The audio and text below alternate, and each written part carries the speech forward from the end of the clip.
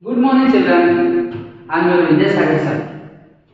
Now we are going to discuss about the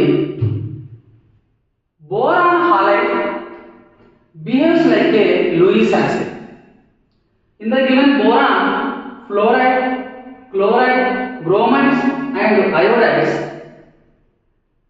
which are the following more Lewis acid? Why?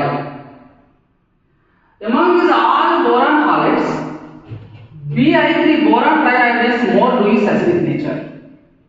Then BBr3, then BCl3, and least Lewis acidic nature boron trifluoride. Lewis acid means which can accept the pair of electron from other molecule. Boron trifluoride which can form a back bonding,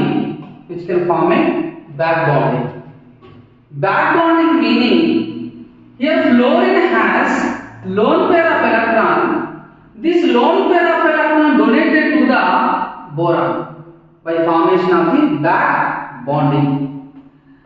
Due to back bonding, boron seeking of electron from other molecules decreases.